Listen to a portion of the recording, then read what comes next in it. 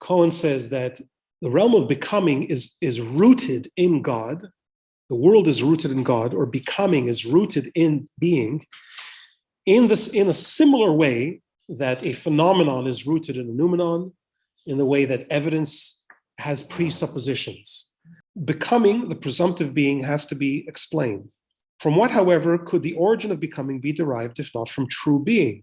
That the latter, true being, in other words, God, is the unique being, God, cannot exclude the thought that false being can be explained through true being. So false being, which is the world, must be explicable through true being. And here's the key sentence now. If, however, this explanation is understood in a materialistic sense, so that the dependence is thought of as emanation, then one acknowledges material immanence, and along with the latter, pantheism. Therefore, next paragraph, one must think of dependence in its logical significance in such a way that one excludes a material origination of becoming from being. Okay, this is, again, very difficult philosophical language, very abstract. I want to find a way to say this in the simplest way. I don't know, it's difficult, okay? The word material is our point of departure. If we try to understand the material world, the world is made of matter, okay? If we try to understand how did matter come to be during creation, Bereshit bara Elokim et hashamayim ve'et haaretz. In the beginning, God created the heavens and the earth. The heavens are matter. They're made out of, oxygen, nitrogen, so on. The earth is matter. This is material. Material came to be. How did this material came to be? So Cohen says, if we allow ourselves to try to think of how matter originates from God, from some secret matter inside of God, what was heaven and earth in God's mind? Before God made heaven and earth, what were they? Just a thought? Was heaven and earth a different version of heaven and earth, but in God's mind? And then it somehow made a transition from God's mind into outside of God's mind, whatever that means, right? Is this transition from God to the universe a transition of one type of mysterious matter into matter as we know it? For example, don't take this too literally, but this might be useful to remember. When Einstein said famously that E equals mc squared, what is he saying? He's saying that matter, let's say this is not matter, it's mass actually. The word mass, M stands for mass. If I take this mass, it has weight, mass is weight, right? And I throw it at a certain speed, a velocity, so it'll have a certain energetic effect, right?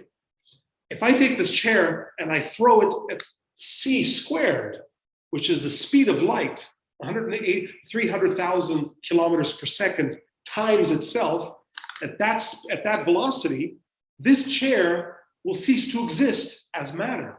The chair will become pure energy, right? Which is what E is. E stands for energy, which is why when you take a certain quantity of uranium, it's not very large, it's 1 kilogram of uranium, and you create a kind of velocity, well, it internally creates its c squared, its internal velocity, right? That matter of the uranium, some of it, not all of it, becomes transformed into pure energy, so that the result is an explosion of such magnitude that it's horrific to think of how much energy is released when matter is transformed, right? Now, without getting into the complexity of this, what does this tell us? It tells us that matter is, this is a very important part of the sentence here, this equal sign. The equal sign is telling us that matter is energy. It's qualified, you have to do something to it, namely c squared. You have to do something to the matter. But in its ultimate constitution, matter is energy. They're the same thing. You just have to cook it in a certain way, and you'll see the energy. You'll see how it's pure energy, right? Now, what does that mean? Cohen would say, this is good physics, obviously. It's very good physics, right? Cohen would say, it's true that the word, we use the word mass and energy. It's true that this is more, the word mass is closer to the word material, matter, than the word energy. He says, but in a broader sense, the word energy is also material. It's just material that's very, very, very refined. It's still, in other words, the simple explanation for it is that it's still experienceable. You can see a nuclear explosion. You can see it. And that means that it belongs to the material universe. And therefore, E equals mc squared is an equation which is telling us about a transformation of one type of matter into another type of matter.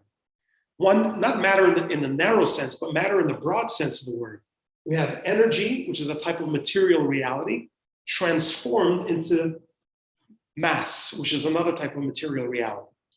Now, if we use this type of model to say, well, how did God make the universe? Well, let's say the universe is like this, it's like mass. In God's mind, the universe is something more like energy, right? In God's mind. Energy is, it's before God created the world, it was pure energy, and God condensed it. He cooled it down into matter, right? Cohen says this approach is wrong. It's very nice, but it's wrong. It's the wrong approach because it still thinks materially. The whole way of thinking is physics.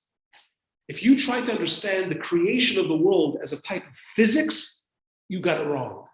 It's the wrong explanation. It's good physics, it's very good physics, but it's not the story of creation. The story of creation is a different story. It's a story in which on the one side of the equation, you have matter, material reality. On the other side of the equation, you have something else completely different. Not energy, not mystical matter, not refined matter, something else.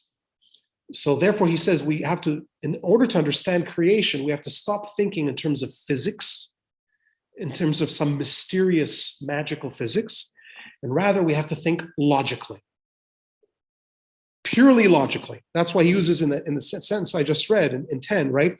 Therefore, one must think of dependence in its logical significance in such a way that one excludes a material origination of becoming from being.